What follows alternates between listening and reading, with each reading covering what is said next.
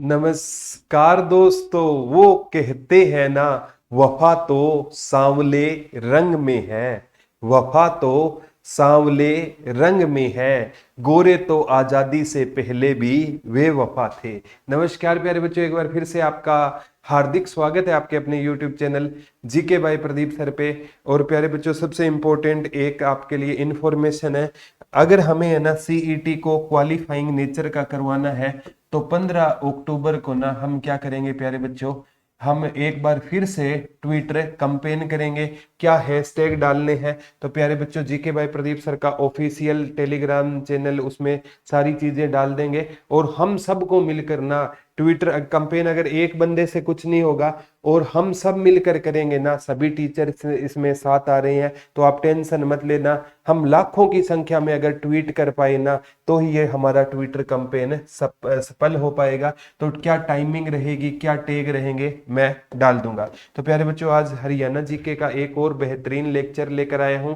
इसमें हम है ना प्यारे बच्चों कि क्योंकि आज हरियाणा जीके है ना ईयर से क्वेश्चन ज्यादा पूछती है कि भैंस अनुसंधान केंद्र कब बना था, पेस्ट मैनेजमेंट वाला अनुसंधान केंद्र कब बना था, वो सारी चीजें आज हम डिस्कस करेंगे। और सबसे पहले प्यारे बच्चों, उन लड़कों को भी करवा चौथ की हार्दिक शुभकामनाएं जिन्होंने लड़कियों के नाम से आईडी बना रखी है। लोग कहते हैं हरियाणा या इंडिया में लड़कियों की कमी है। अरे कहाँ लड़कियों की कमी है? फेसबुक ओपन करके देखो, इंस्टाग्राम ओपन करके देखो, लड़कियों की भरमार है। लेकिन ये वो लड़कियां हैं जिन्होंने क्या कर रखी, लड़के हैं जिन्होंने लड़कियों के नाम से क्या बना रखी है, आईडी बना रखी है। अब क्या करेंगे, कोई अच्छी सी डीपी है ना, उसको क्या कर लेते हैं, ये डाउनलोड कर लेते हैं। फिर कोई पढ़ने वाले बच्चे के पास हाय का मैसेज छोड़ देते हैं और वो सारी रात है ना जागता रहता है, हेलो आप ऑनलाइन कब आओगे? अरे पागल, वो लड़का है, कोई लड़की नहीं है। और उन लड़कों को ना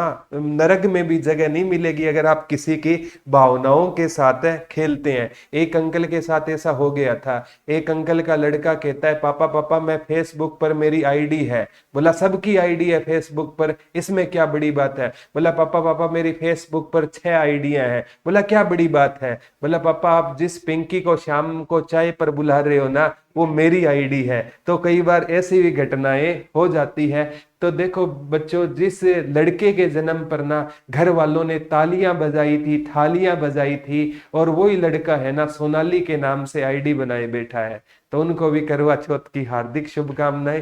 देखो मजाक चलता रहेगा लेकिन किसी की भावनाओं के साथ नहीं खेलना चाहिए।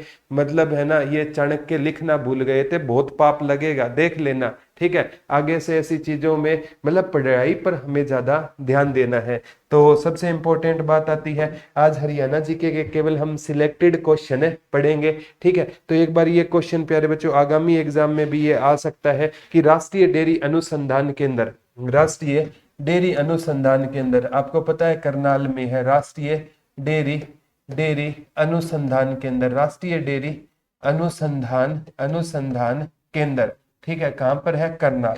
तो करनाल से पहले ना ये बेंगलुरु में था। ये भी आ सकता है कि 1955 में ये करनाल में था, इससे पहले क्या था, ये बेंगलुरु में था। ये इसकी स्थापना 1923 में हुई, तब कहां पर था? ये बेंगलुरु में था। कहां पर था? बेंगलुरु। अब डेयरी की बात आई है तो प्यारे बच्चों यानी दूध की बात आ रही है, और दुग्ध उत्पादन में ना विश्व में भारत का कौन सा स्थान रहेगा? विश्व में भारत का कौन सा स्थान रहेगा प्यारे बच्चों? पहला स्थान रहेगा। लेकिन डेयरी उत्पाद में ना, डेयरी उत्पाद में, डेयरी उत्पाद में ना, उत्पाद में डेनमार्क का विश्व में क्या रहेगा? पहला स्थान रहेगा। ये भी क्वेश्चन आ चुका है। अगर मैं बात करूं ना प्यारे बच्चों, सबसे इंपॉर्टेंट कि जो अभी है ना, जो पशु गणना हुई है ना, पशु गणना 2019 की, ठीक है, तो इसके अनुसार ना अगर मैं बात करूं ना प्यारे बच्चों, पशु गणना के अनुसार ना जो सबसे ज्यादा पशुधन है ना वो कहां पर पाया जा रहा है? हिसार में।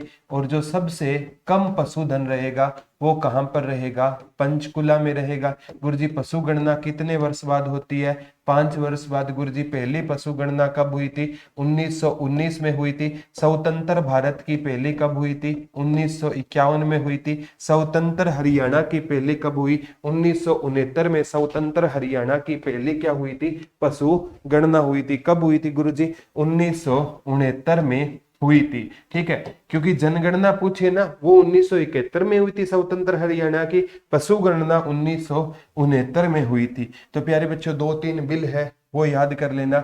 एक गो संरक्षण व संवर्धन अधिनियम आया था, ये 16 मार्च 2015 को आया था। इसमें कोई गाय को अगर किसी ने मार दिया ना तो 10 साल की क्या होगी, उसको 10 साल की क्या होगी, सजा होगी। 18 मार्च 2015 को 18 मार्च 2015 को गायों के लिए कि कौन सी स्कीम आई थी, गाय के लिए आधार कार्ड की स्कीम आई थी 12 कोड का। और प्यारे बच्चों 29 जुलाई 2016 को कौन सी योजना आई थी, पशुधन बीमा योजना आई थी। कौन सी योजना आई थी, पशुधन बीमा योजना आई थी। किसने लॉन्च की थी, हमारे उस टाइम कृषि मंत्री होते थे ओम प्रकाश धनखड़ ने लॉन्च की थी। गुरुजी ये योजना क्या थी, ये एससी और एसटी के लिए प्यारे बच्चों बिल्कुल योजना क्या थी, ये फ्री थी। लेकिन ना अगर पूछे जाए दूसरों के लिए, अगर कोई भैंस और गाय का बीमा करवाता है ना जर्नल का, तो उसको 100 रुपए, और कोई भेड़ और बकरी का बीमा करवाता है तो 25 RS रुपए लगेंगे। तो ये आगामी एग्जाम में क्वेश्चन आपसे पक्का पूछा जा सकता है। अभी प्यारे बच्चों आप सीईटी का ना बेस 399 रुपए में ले सकते हो, पूरा का पूरा रिकॉर्डेड बेच रहेगा। क्रैश कोर्स लेना चाहो तो 499 रुपए में ले सकते हो। 74 978 400 4 पे आप कॉन्टेक्ट कर लेना। ठीक है, अब प्यारे बच्चों बात आती है सबसे पशु की बात करें तो भैंस है ना, भैंस सबसे ज्यादा काम पर रहेगी, इंसार में रहेगी। कम पूछे तो इम्पोर्टेंट है, ये सबसे मतलब ज्यादा पूछी गई, दूसरे नंबर पे पूछी गई थी, काम पर थी। जींद में दूसरे नंबर पर रहेगी। लेकिन ना जींद की मूरा भैंस सबसे ज्यादा काम पर रहेगी जींद, और इसे क्या कहा जाता है, काला सोना कहा जाता है। ठीक है, और पशुधन कम काम पर रहेगा, पंचकुला में रहेगा। अगर भेड़ पूछे, भेड़ ज्यादा काम पर रहेगी, भिवानी में भेड़ ज्यादा रहेगी। खच्चर ज्यादा कहाँ पर रहेगा, खच्चर झज्जर में ज्यादा रहेगा। बिल्ली ज्यादा कहाँ पर रहेगी, बिल्ली नूह में ज्यादा रहेगी। खरगोश ज्यादा कहाँ पर रहेगा, तो खरगोश भी कहाँ पर ज्यादा रहेगा प्यारे बच्चों, नूह में ज्यादा रहेगा। हाथी ज्यादा कहाँ पर रहेगा, हाथी यमुना नगर में क्या रहेगा, हाथी ज्यादा रहेगा। हरियाणा में 5 ही हाथी है, 4 यमुनानगर में, 1 हाथी कहाँ पर रहेगा, आपका कुरुक्षेत्र में रहेगा। गाय ज्यादा कहाँ पर रहेगी, गाय ज्यादा सिरसा में रहेगी। बकरी ज्यादा कहाँ पर रहेगी, बकरी भी ज्यादा कहाँ पर रहेगी, सिरसा में रहेगी। घोड़ा ज्यादा कहाँ पर रहेगा, घोड़ा गुरुग्राम में ज्यादा रहेगा। और कुत्ता ज्यादा कहाँ पर रहेगा, कुत्ता भी गुरुग्राम में क्या रहेगा, ज्यादा रहेगा। ठीक है, तो ये चीजें है ना। ऊंट पूछे तो ऊंट भी ज्यादा कहाँ पर रहेगा, सिरसा में ऊंट है ज्यादा रहेगा। ऊंट प्रजनन के अंदर भी कहाँ पर है, सिरसा में है। तो ये प्यारे बच्चों आगामी एग्जाम में ये सारी चीजें याद रखनी है। ठीक है, जो लगातार पढ़ोगे तो ये चीजें कोई मुश्किल नहीं है, पशु गणना बहुत अच्छे से मैंने करवाई हुई है। अब प्यारे बच्चों ये क्वेश्चन आ सकता है सबसे इंपॉर्टेंट, केंद्रीय मिट्टी लवणता अनुसंधान केंद्र, ये भी करनाल में, केंद्रीय मिट्टी लवणता अनुसंधान केंद्र, केंद्रीय मिट्टी लवणता अनुसंधान केंद्र कहां पर रहेगा, ये भी कहां पर रहेगा, करनाल में रहेगा।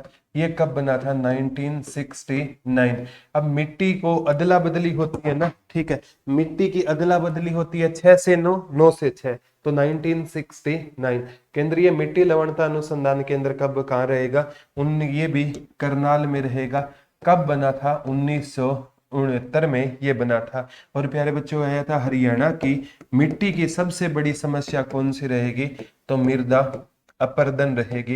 ये HSSC ने पूछा था। लाल चेस्ट नेट मिट्टी कहाँ पर पाई जाती है, चेस्ट नेट मिट्टी कहाँ पर पाई जाती है, ये यमुनानगर में पाई जाती है। एक बार पूछा था हरियाणा में कौन सी मिट्टी नहीं पाई जाती, तो हरियाणा में काली मिट्टी नहीं पाई जाती है, HSSC ने पूछा था।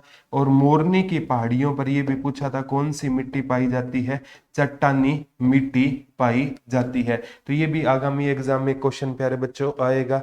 एक बार पूछा गया था आगामी एग्जाम में, गेहूं अनुसंधान निदेशालय करनाल में, गेहूं अनुसंधान निदेशालय, गेहूं अनुसंधान निदेशालय कहां पर रहेगा, निदेशालय कहां पर रहेगा, करनाल में रहेगा। और ये कब बना था? 1978 ईस्वी में बना था। गेहूं अनुसंधान निदेशालय कहाँ पर रहेगा?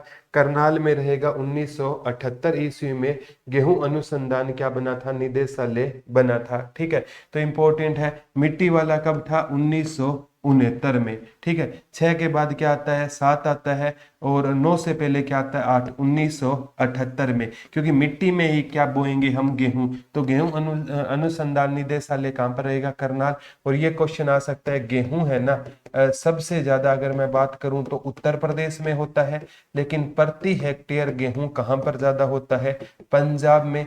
और गेहूं उत्पादन में हरियाणा का कौन सा स्थान है? तीसरा। लेकिन हरियाणा भारत का 1.34% है। हरियाणा भारत को कितनी गेहूं देता है? 12%। इसलिए हरियाणा को भारत की क्या कहा जाता है? गेहूं की टोकरी कहा जाता है। हरियाणा को भारत की किसकी टोकरी कहा जाता है? गेहूं की टोकरी कहा जाता है। ये क्वेश्चन आगामी एग्जाम में आ सकता है। एक बार ये पूछा गया था, राष्ट्रीय पशु अनुवांशिकी संस्थान, ये भी करनाल में। राष्ट्रीय राष्ट्रीय पशु पशु अनुवांशिकी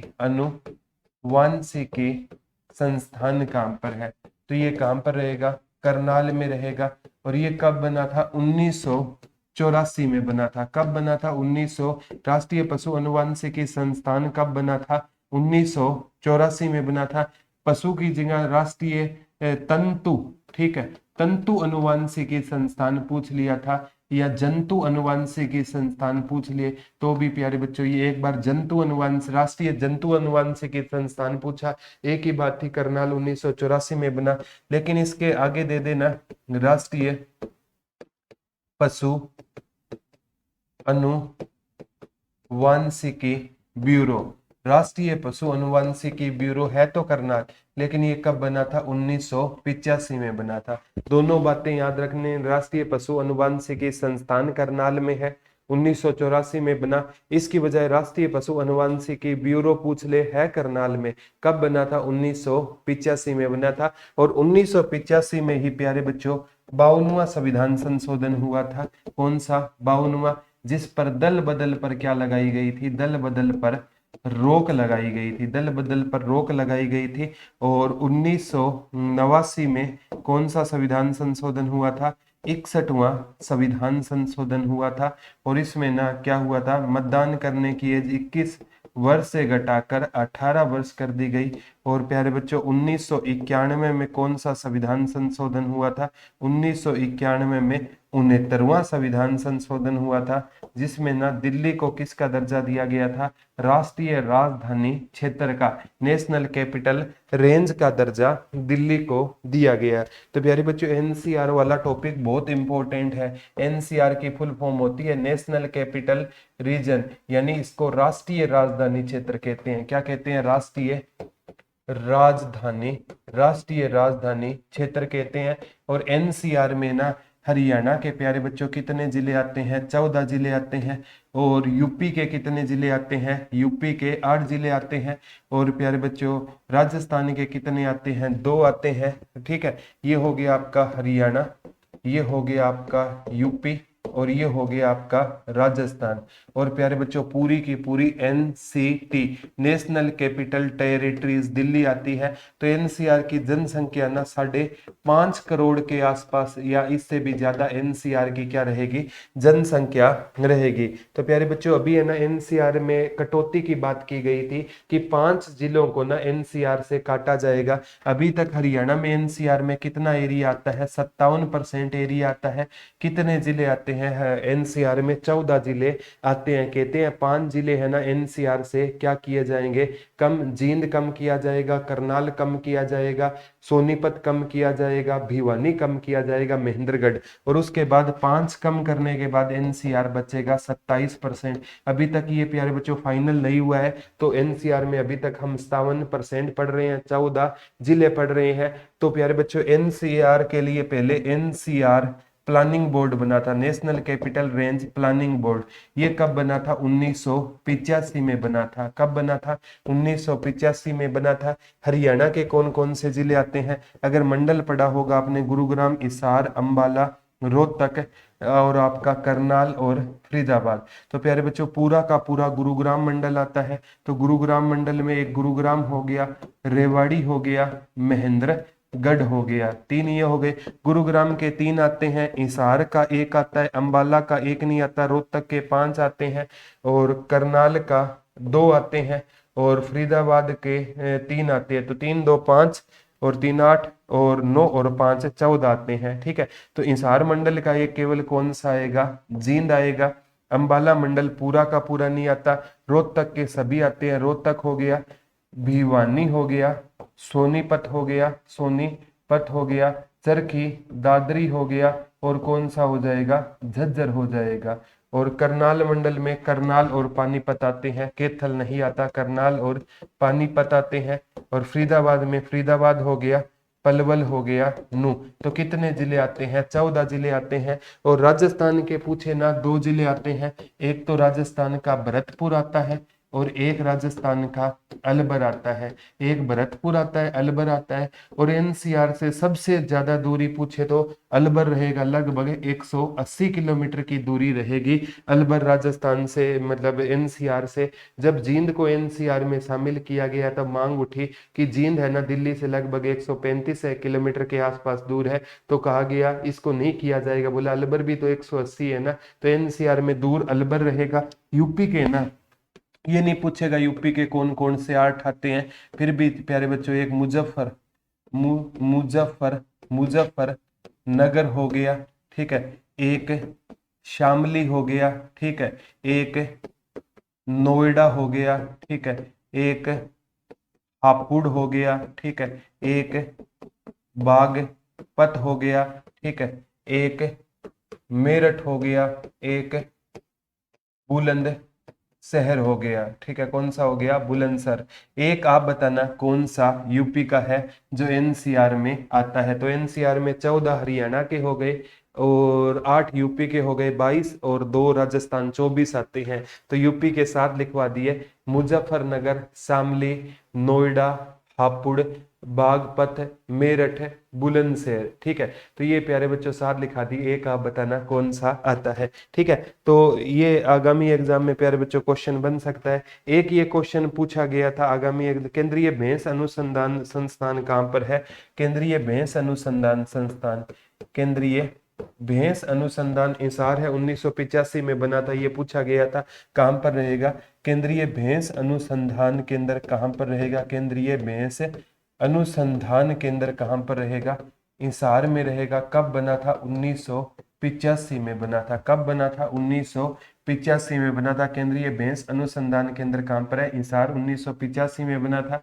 और प्यारे बच्चों एक क्वेश्चन ये भी पूछा जा सकता है, वो पेस्ट मैनेजमेंट वाला ये क्वेश्चन आ सकता है कि राष्ट्रीय समन्वित पेस्ट मैनेजमेंट संस्थान, राष्ट्रीय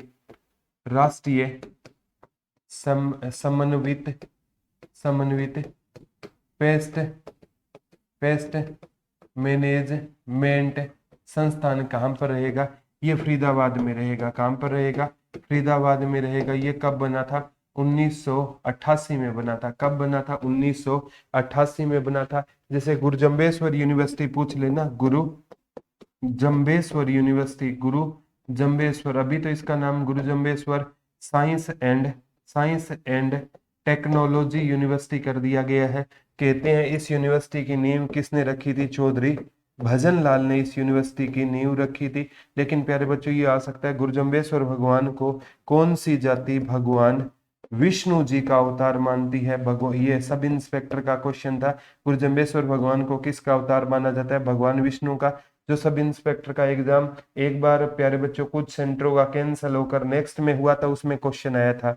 तो प्यारे बच्चों यह कौन सी जाति गुरुजम्बेश्वर भगवान को भगवान विष्णु या लक्ष्मी नारायण का अवतार मानती है, तो कौन सी जाति मानती है, बिश्नोई जाति मानती है। कौन सी, गुरुजम्बेश्वर भगवान का दिन जन्म भी जन्माष्टमी को हुआ था और भगवान श्री कृष्ण का जन्म भी जन्माष्टमी को हुआ। तो ये यूनिवर्सिटी बनी थी प्यारे बच्चों 20 अक्टूबर 1995। तो अक्टूबर भी याद रखना, 20 अक्टूबर 1995 है। चौधरी भजन लाल ने इसकी क्या रखी थी, नींव रखी थी। और चौधरी भजन लाल के टाइम में भी हरियाणा में पंचायती राज आया।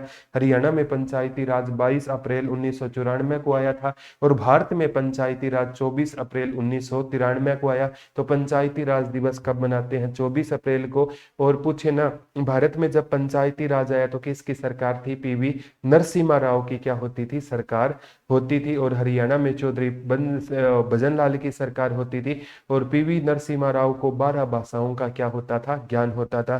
तो ये क्वेश्चन वो सिलेक्टेड क्वेश्चन है जो आगामी एग्जाम में आपसे पूछे जाएंगे। आज का लेक्चर कैसा लगा, हर एक बच्चा कमेंट करके जरूर बताना। इसकी पीडीएफ जीके भाई प्रदीप सर के ऑफिशियल टेलीग्राम से ले सकते हो। ट्विटर ऑफ हरियाणा का 3rd एडिशन पूरे मार्केट में आ चुका है। और वो 20 प्रैक्टिस सेट अच्छे लगे तो जरूर लेना। धन्यवाद दोस्तों, जय हिंद, जय भारत। कल आपसे हम दोबारा रूबरू होंगे। लव यू बच्चों।